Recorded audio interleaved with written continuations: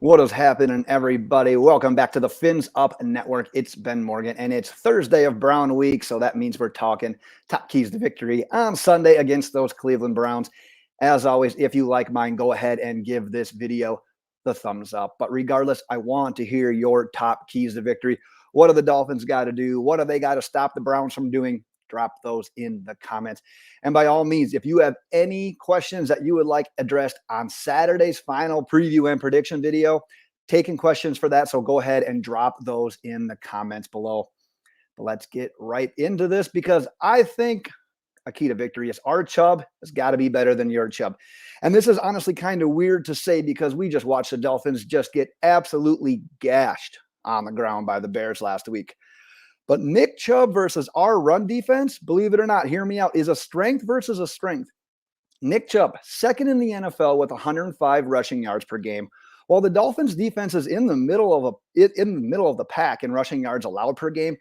We're giving it up to quarterbacks, though. They're actually really good strictly against running backs, allowing just over 55 rushing yards per game to opposing running backs this season. It's the Lamar Jacksons. It's the Justin Fields. That's who's really gashing us. Look at the running backs we faced.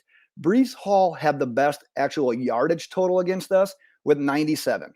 But then it's Dalvin Cook who had 77. But remember, he was averaging like 2 yards a carry until he broke off that final touchdown run.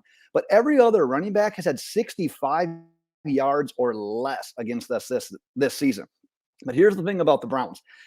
They're not going to stop trying to run the ball. They are fourth in the NFL, 33 rushing attempts per game, third in the NFL with 164 rushing yards per game. They get it done that way. This offense literally runs through Nick Chubb and Kareem Hunt to an extent as well, keeping them contained, making Jacoby Brissett be the one that beats you will be key. I talk about this a lot. Don't let another team's best thing be the thing that beats you down. Limit the effectiveness of Chubb, of Hunt, and then turn to being able to get pressure with the newly acquired Bradley Chubb. Our Chubb's got to be better than your Chubb. Huge key for this game. Let's get on to my next one here. Look, we cannot stop opposing offenses from scoring right now. I'm not breaking any news there. And while I'd like to think that, despite all of our injuries, that we can figure this thing out and start playing some sort of competitive defense, I'm sort of to the point where I need to see it to believe it. We're just so dinged up. The last two games, obviously, the Dolphins have had to win shootouts. So if I'm Mike McDaniel, I'm game planning for the exact same thing until we see something change defensively. And believe it or not, the Cleveland Browns offensively, they average more yards per game and points per game than us this season. So their offense is nothing to just be taking lightly either. So a shootout is kind of potentially happening. I'll talk about that here in a second. We actually both allow the same amount of points per game at 24.9. And while the Browns are pretty much in the middle of the pack in total yards, pass yards, and rushing yards allowed per game, I believe they give up the second most rushing touchdowns per game this season. So that's the game plan for me if I'm Mike McDaniel.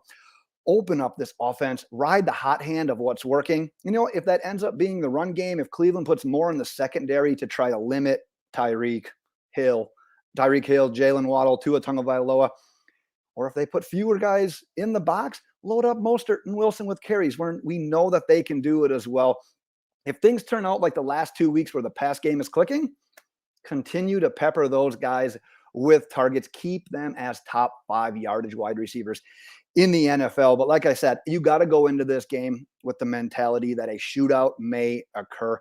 Have the offense prepared to fire on all cylinders. And if you look at the game total over unders for the week, 48.5, which is tied for the second highest in the entire week. So Las Vegas is kind of the same mindset at this point. Here's the last one I've got. Quite often, when I'm looking at an opposing team defense, I'm looking for game-changing impact players, and those usually come as either edge rushers that you got to pay more attention to, or like shutdown, lockdown cornerbacks, ball hawk cornerbacks that you just kind of want to avoid. And guess what? This week, we face one of those, and it's in the form of the pass rusher, Myles Garrett. You know about this guy. every NFL fan knows about this guy, and that's impressive for a defensive lineman. He's a monster. He's a menace. He's got that game-changing ability. With the sheer frequency that he gets to and finishes at opposing teams' quarterbacks, sixth in the NFL with 7.5 sacks, and he's played just 7 games this season. So he's averaging like a sack plus per game. And now look at his history. Rookie season, 7 sacks. Pretty damn good for a rookie. He's gone his last 4 NFL seasons with double-digit sacks in each season. And last year he had his career best, 16. So he's coming off of a monster season. Now, there is a little bit of good news. I want to tell you one thing. He does most of his damage. He lines up most often against the left tackle. Boom, Terron Armstead. So we've got best on best. Plus the Dolphins' offensive line allowed just 2 sacks over the last 3 weeks. But regardless, Myles Garrett is a guy that you absolutely need to key on. Expect for more tight ends, fullbacks, running backs chipping on Garrett's side. Imagine that we are going to see Tua Tagovailoa in empty sets. We still run a pretty decent amount of empty sets. When we're in an empty set, Tua's not just going to be hanging out back there. He is going to be getting rid of that ball very quick. And by all means, Tua, if you see Myles Garrett bearing down on you, if he comes off that edge quick, throw the ball away. Let's live to see another day. Punt. We'll take care of things on the next possession. Live to see another day. We cannot have quarterback 1 going down again and missing extended time. But speaking of time, that is mine for today. Reminder, drop your keys to victory in the comments below. And if you have any questions you would like me to address on Saturday's final preview and prediction video, go ahead and drop those in the comments as well. And until that video, Dolphins fans, fins up.